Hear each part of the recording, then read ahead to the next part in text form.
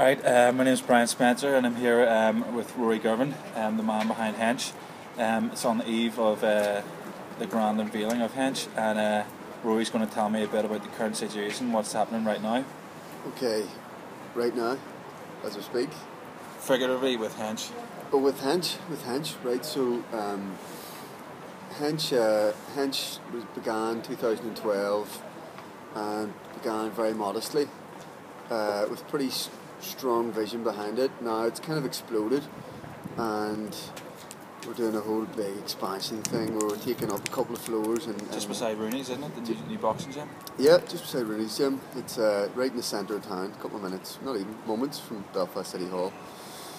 It's pretty cool. We're in a 19th century building that we've kind of restored, refurbished, did all that stuff, and we've kind of put in a state-of-the-art functional training facility, cafe, infrared sauna, all that kind of stuff, but it's class.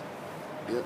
There's your connections there then with the sort of international Reebok CrossFit, isn't it? Is it Reebok? Well, CrossFit? yeah, loosely connection. Reebok are as part of some kind of marketing campaign they had linked in with like different CrossFit affiliates in different parts of the world, but we're not linked in with them at all.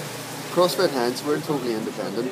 Although we're an official affiliate of CrossFit, we're kind of independent from that whole thing. Okay, so you've had in relatively short space of time strong growth. Where's the vision? Where do you see yourselves?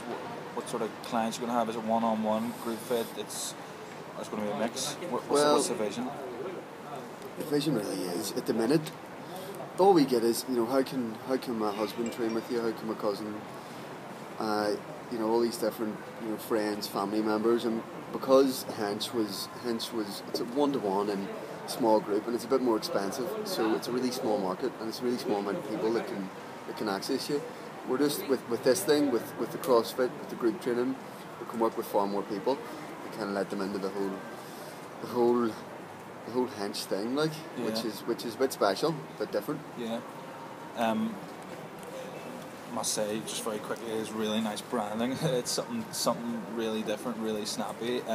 Just quickly, very quickly, didn't mean to ask this, but judging by Twitter and Facebook, there's some sort of fitness revolution going on at the moment. A lot of people not eating carbs. Is it, or is that just because we're seeing a lot more of it? There's all sorts of stuff happening in fitness at the minute, and there's good and there's bad, and the driving force behind why HENCH even exists.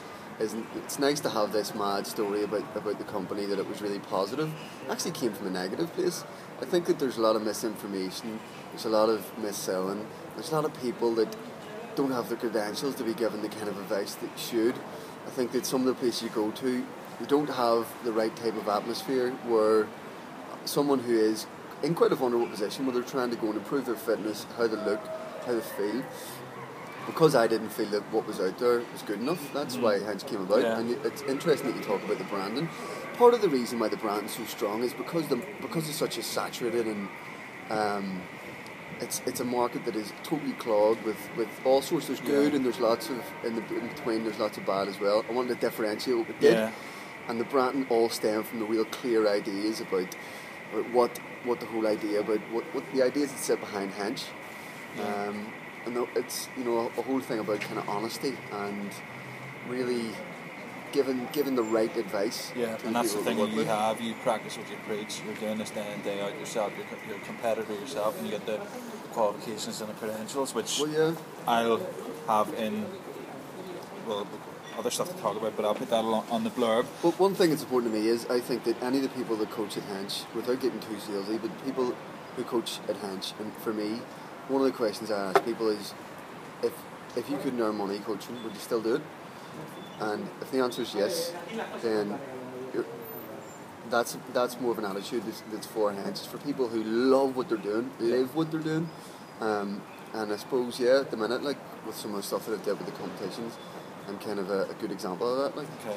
I want to come on to sort of my area, the more business, political side. Maybe first of all, what do you make of maybe Northern Ireland's attitude towards wealth creators, businessmen? How's that entrepreneurial atmosphere? How have you found that? I think that generally like it's different depending on who you talk to. I think generally it's still it's culturally it's kind of discouraged. Yeah. Anyone that you speak to is quite risk averse, like, and the advice that you get. There's a lot of advice I had to ignore actually. A lot of the steps, even the stuff that we're doing right now at the minute, I had to ignore a lot of advice. Can I just share quickly, very very quickly, as a sort of also startup? Robert Downey Jr. said, "Listen, smile, agree, then do whatever you want to do anyway." Because there are a lot of people that will give you shit advice. That's pretty much what I've been doing. Like, I suppose it's good to be kind of cavalier, but it's not very encouraged here. Yeah. I think that there's a bit of an attitude of, you know, not putting your head above the parapet in loads of different ways, and that's just one of the ways in Northern Ireland. I mean, but in terms of like support out there, like there is actually a fair bit of support. There's wee schemes and all that different types of stuff. Like, but at the end of the day, it comes down to the individual. It comes down to you. It doesn't really feel like.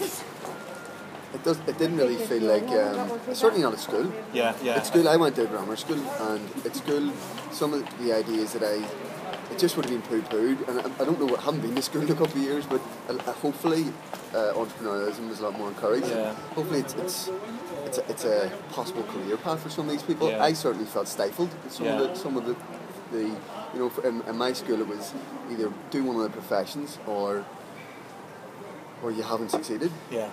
From what I've, you know, from what I've, you know, gathered in the last while, like, I mean, the stuff that I'm doing, I enjoy so much, like, but what I've realised is that I couldn't do anything else. Yeah. And it's a really good fit for me to do this here. Mm-hmm. But it's strange that it's not as encouraged. Like, I'm sure there's loads of people out there. I share those sentiments. And then maybe the last question is very topical and quite prominent, is, as a young businessman aspiring to be part of the global economy, the new economy, and to do something for Northern Ireland, the new Northern Ireland, how do you see the ongoing political instability and this flag protest? How does that affect your business, if at all?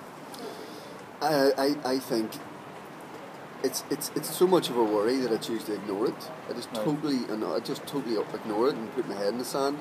You know, the reality is, if this in any way escalates, it's game over. All the dreams of all the different employees and my vision and my business partner Aaron's vision, it's all gone. Yeah. So I just choose to totally ignore it because I won't be able to function. I won't be able to make the decisions that I need to. On a more, you know, day to day, the instability has affected business. It's affected, you know, several of my friends own businesses in the city centre, and some of them have almost had their lights put out by it. And it still continues to do so. Yeah. We've been lucky in that we're not as dependent on footfall, but you know, there is question marks about the snow this winter, and question marks about protests as well. Yeah. If the same thing happened, where we're going to be more dependent on footfall and more dependent on greater numbers, the business could fail. Yeah. So it's a big worry, but being honest, I just have to ignore it. Yeah. Okay, I think that's a lot of small businesses, large businesses have been massively affected by it. So I think apart from that, I think that's about everything. Any other last comments you maybe want to share? Not at all, really. Like I think that it's something that I don't ponder too much, but I do feel like at HENCH and the stuff that we're doing, I feel like we're part of a new something. I feel like we're part of something a bit more progressive, and something that sits behind it for me is creating experiences and an experience enhanced that takes you away from all that fucking bullshit. Like, am I allowed to curse? Yeah, of course. All that stuff around the flags and all this kind of stuff, because I just think that quality of life could be a wee bit better here, and we need to forget about some of those things, but it feels good to be part of something a wee bit more progressive. Yeah. I think there's other places out there like that. I think there needs to be more. Yeah. That's about it. Yeah, that's all. That's if I can just share a comment from my observations of being following. Rory and I's paths are sort of gone in parallel, completely different, and it's very exciting to know someone and be broadly associated with them, because it is part of that new global economy, and it has that bit of creativity, a huge amount of creativity, but also it tells that story, and good on you for it, and we need more men like you, more men and women. Yeah. So thanks very much for being with us. Thank you very much. And thank you for the Nero, and cheers. Yeah, cheers. Christmas. Okay. Thank you very much. Right. Okay. Thank you. Cheers, man. Right.